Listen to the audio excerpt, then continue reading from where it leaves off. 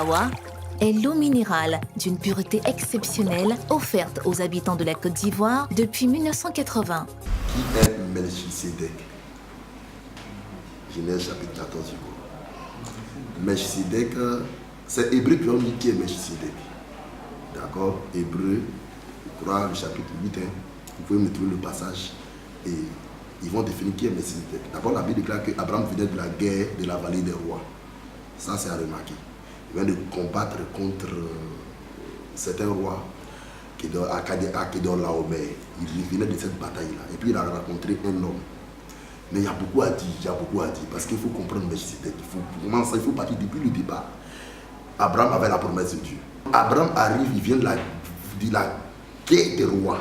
Il allait libérer son neveu Lot de la main d'un roi. Et quand il venait, il a rencontré le roi de Sodome qui lui a demandé de lui donner les hommes, il va lui donner certaines choses à Abraham. Abraham a refusé. Plus tard, il a rencontré le roi de Salem. Le roi de Salem, du nom de Melchisedec, qui était sacrificateur du Dieu très haut. Sacrificateur. Il était roi et sacrificateur en même temps.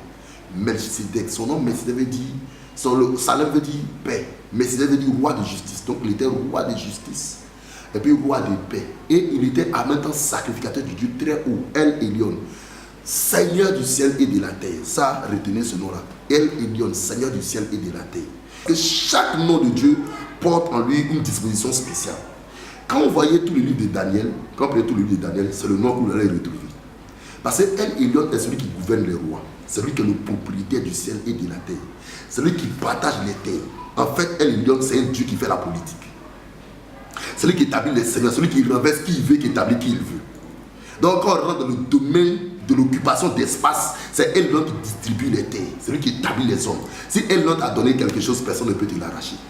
Donc, il s'agissait dans les promesses d'Abraham, il s'agissait à Abraham d'avoir le titre foncier de Canaan. Donc, le 6 foncier prophétique de Canaan. Et il fallait que El Elyon descende pour donner à Abraham le titre foncier pour dire que j'étais établi comme propriétaire de tous les terres qui sont ici. Voici pourquoi Melchisedec est apparu. Sous la bannière de El Elyon. C'est pourquoi quand Christ est né, regardez bien, quand l'ange Gabriel a parlé à Christ, il n'a pas pris le nom de El Shaddai, il n'a pas pris le nom de Yahvé. Il a dit le très haut te couvrira de son nom. C'est ce qui est traduit par le très haut. Mais El Elyon te couvrira de son nom parce qu'en fait Christ sera le propriétaire de la terre, du ciel et de la terre très bientôt. Il sera couronné comme roi des rois et seigneur des seigneurs. Parce que c'est à lui que Dieu a tout donné. Tout a été créé par lui et pour lui. Il y aura une cérémonie spéciale où Dieu va tout lui attribuer. Donc c'est El Elyon qui donne les terres. Donc Melchisedec, c'est celui qui est venu au nom de El Elyon pour donner le titre foncier de Canaan à Abraham. Ça, c'est le secret de leur rencontre.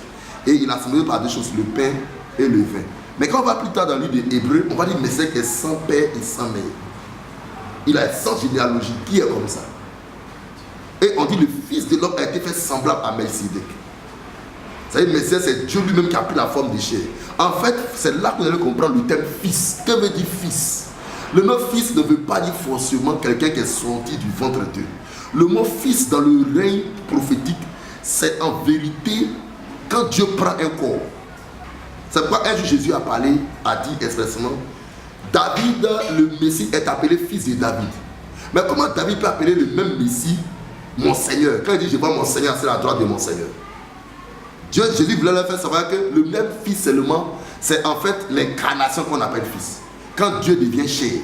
C'est pourquoi, regardez parmi tous les évangiles, je termine par là. Quand Matthieu a écrit, Jean n'avait pas encore écrit. Quand Marc a écrit, Jean n'avait pas encore écrit. Quand Luc a écrit, Jean n'avait pas encore écrit. Donc Jean a eu le temps de lire ce que chacun avait écrit. Et c'est ce qui manquait à leur écrit que Jean a complété.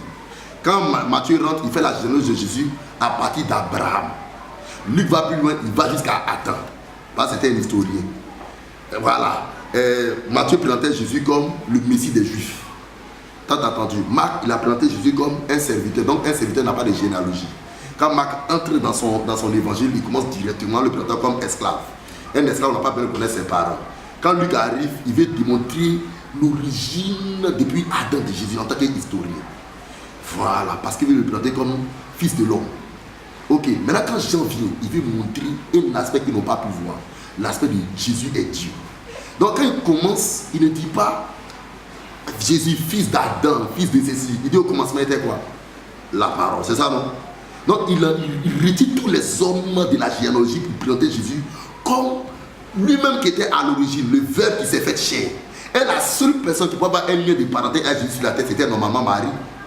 En Jean chapitre 2, il va corriger quelque chose.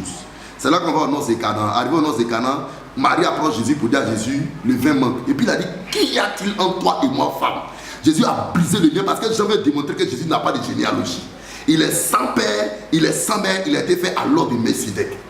Donc voilà un peu ce que nous pouvons dire sur Melchisedec. Et qui est Christ? C'est lui qui est le Christ venu sur la chair, sur la terre. Doux, absorbant, résistant, exigez toujours Lotus le vrai.